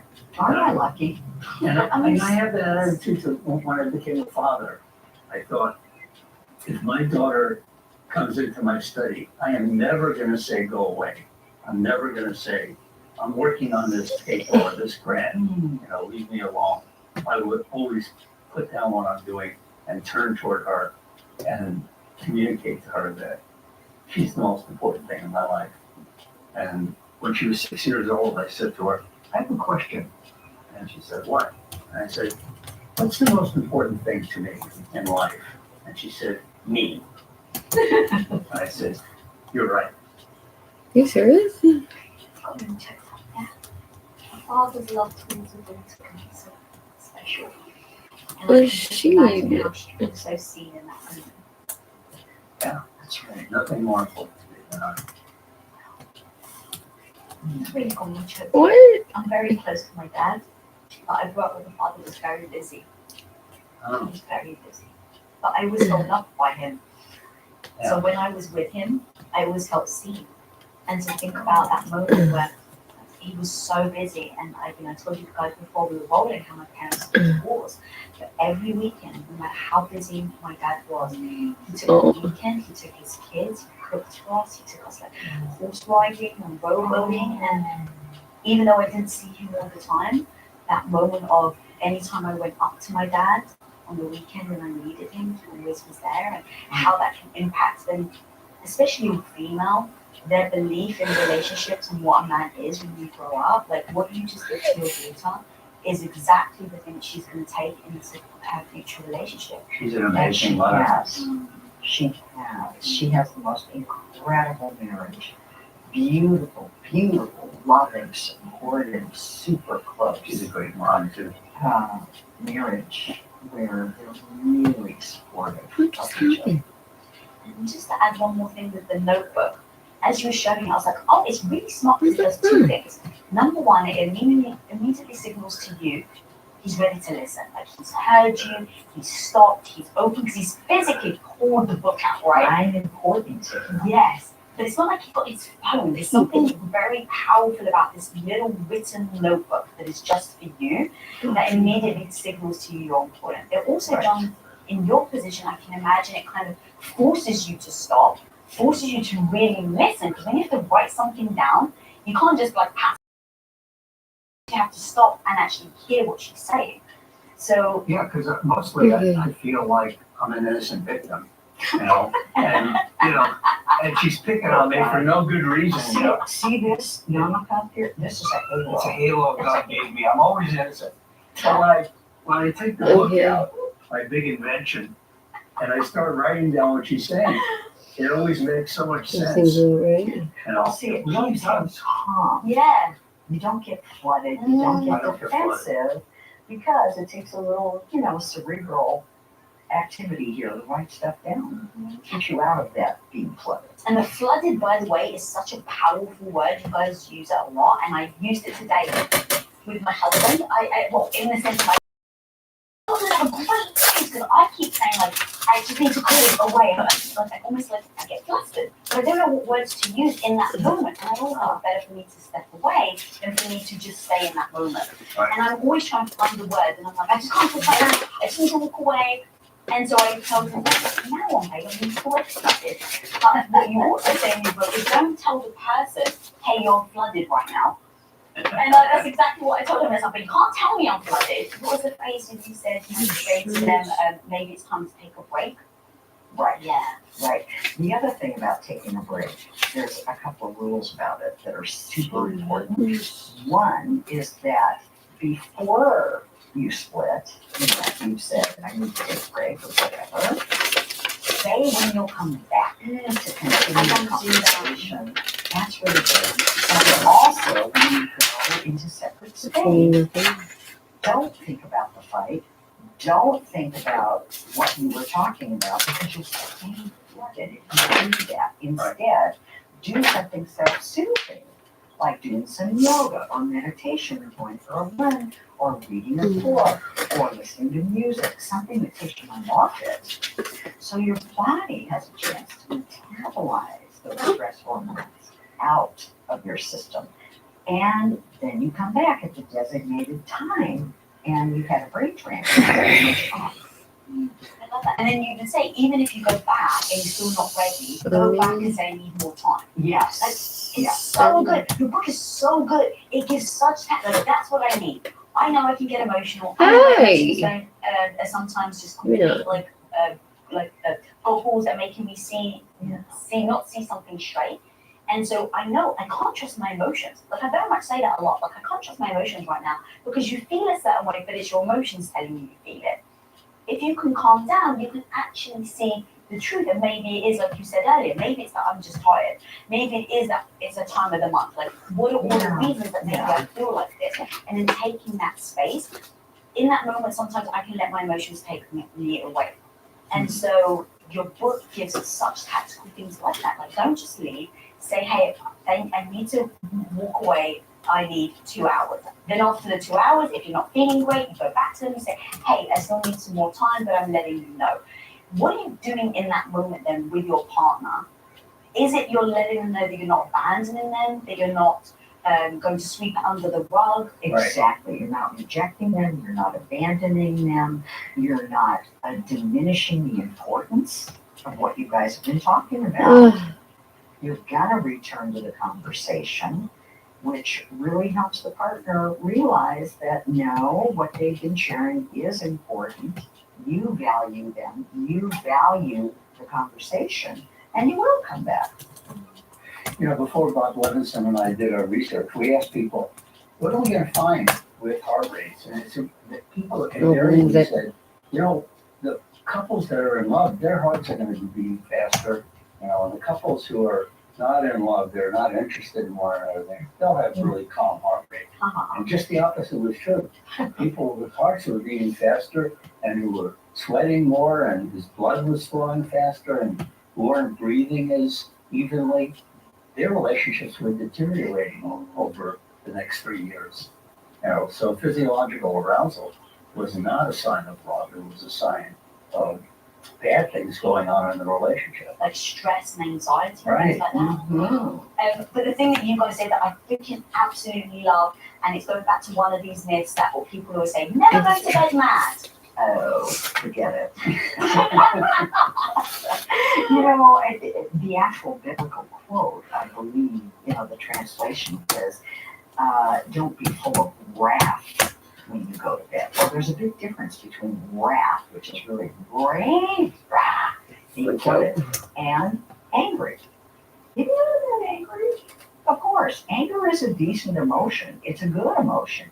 It tells you that either something is blocking you from reaching a goal, or something feels unfair, unjust. This is like impossible. So you're angry, but it's 12:30 at night. You're exhausted. It's not a good time to talk. Are you going to just cut off your emotion? Probably not. No. But if you get a good night's rest, you'll be fresh in the morning, and then you can talk about what you're angry about in a way that's much more calm and gentle and constructive. And I think the quote actually comes from St. Paul from one of his letters, and he wasn't married. No. Either is Paul and Mom. So we have to remember all those comments.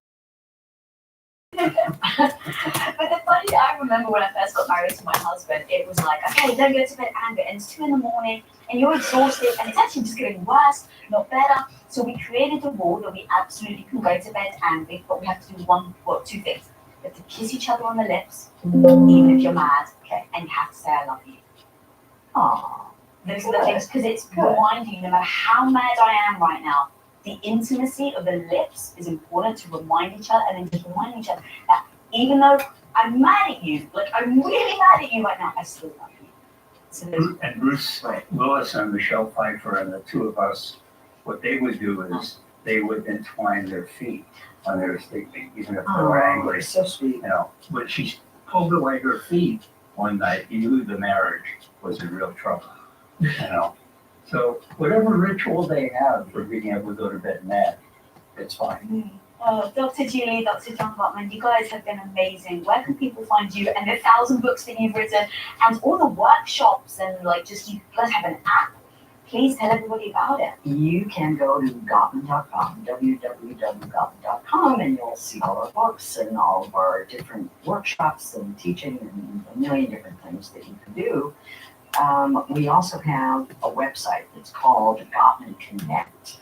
And Gottman Connect contains, first of all the ways to assess your relationship without needing a therapist.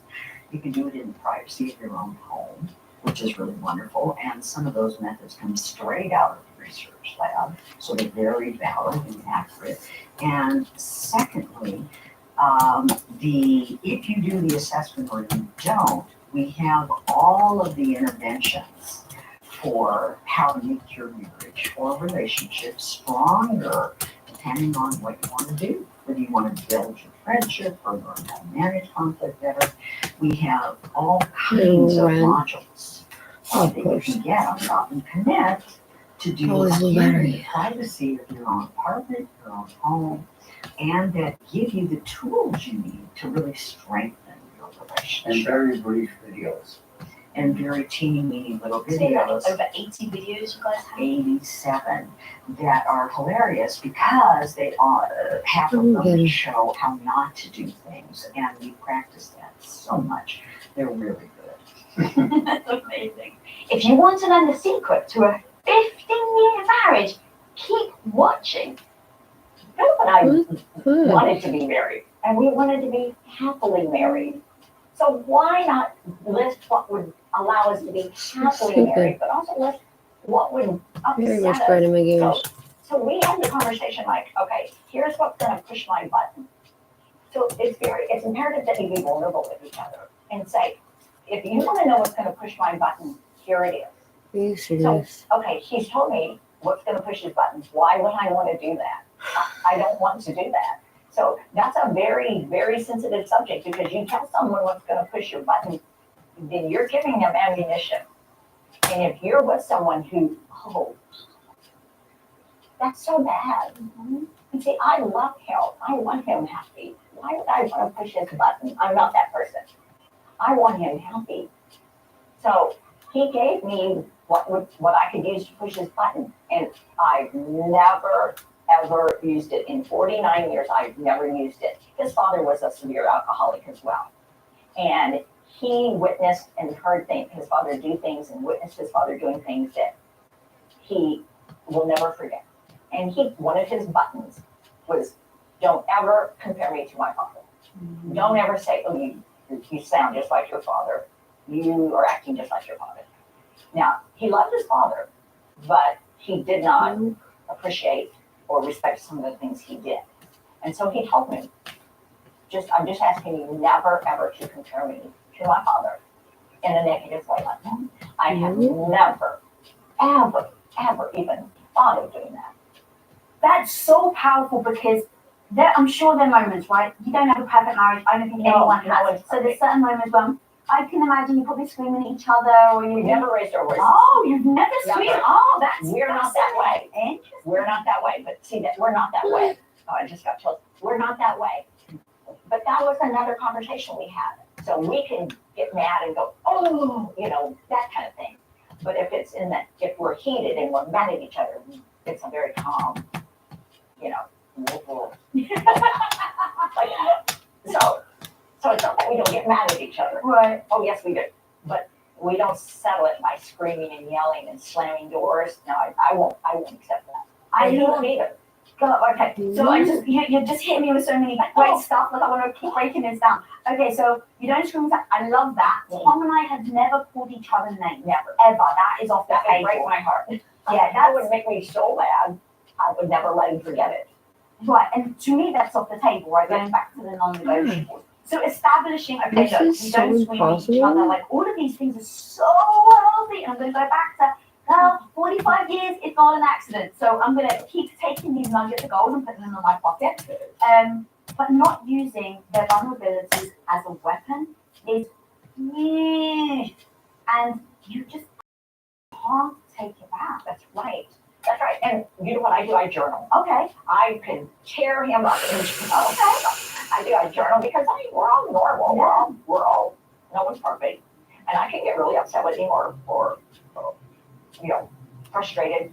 And I journal. I get all that out because at the end of whatever I'm writing, I go back and start listing everything I absolutely adore about him. Really? Because I do. I absolutely adore him and could not live without him.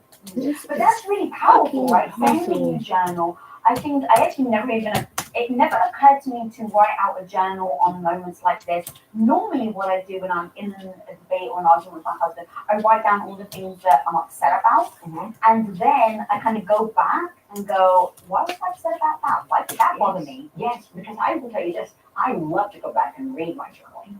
I love to do that because I'll think, wow, I can't believe I was that upset. Because I will journal until I'm through it. And maybe not completely through it. So I'll journal some more, maybe for a couple of days or whatever. But I love to go back and read it and think, wow, okay, I got through it. Mm. Talking about sacrifice, I mean, obviously being with someone for so long, putting other people first, like putting your family first. I get why we do that. I put my husband first a lot. Mm-hmm. And so in a marriage, in a relationship, in any relationship, I think there are elements of sacrifice. And it seems like the message is somewhat changing now. It's like, you shouldn't have to give up anything for your partner. They need to. But I actually don't think that serves the relationship. I've always had the belief that I deserve to be just as happy as I'm making my family. I've always had that. Now, Philip has always been very, very good about supporting me taking care of myself. I said earlier something about the fact that being the only woman in the house, raising my boys and being married to a man, was always really very nice because Philip was very good about teaching our boys respect women, respect your mother, and so it was a very obvious rule and belief in our home to respect me and all women. So I was raised that way. So that is ingrained in me because I was raised that way, and Philip believes that as well, and I raised boys. So it's just something that I respect myself, and I always have. I respect who I am. No. And I have always believed that, and I made sure Philip understood that before we got married. And that's amazing, but so do you think that that's one of the biggest keys of how you're able to sacrifice without feeling like you're giving things up? Because it's not really a sacrifice, it's what I was put on this earth to do, and it's what I want to do. To take care of my husband and my boys, but also take care of myself. Now, I will say it was driven. My mother died very suddenly at the very young age of 58. And I truly believe it's because she never put herself first. And she took care of all of us and my father and never went to the doctor. And she died suddenly of undiagnosed heart disease. And I know for a fact that had she gone to the doctor just one time, she might still be here. So I really was just convinced that I needed to even step it up even more and put myself first. And that was the basis of my company revelation and my foundation, everything, and my mission to tell women, because I had the platform of the Dr. Phil show. It's not selfish to put yourself first. You have to take care of yourself so you can take care of those you love. And but I have always believed that, but because I had the ability with the platform of the Dr. Phil show to really put that message out to other women, it was very important to me to do that after losing my mother so suddenly. I was on the phone to her and she said, I feel funny. And I said, what do you mean by funny? And she was already dead. She had died right the moment she said that.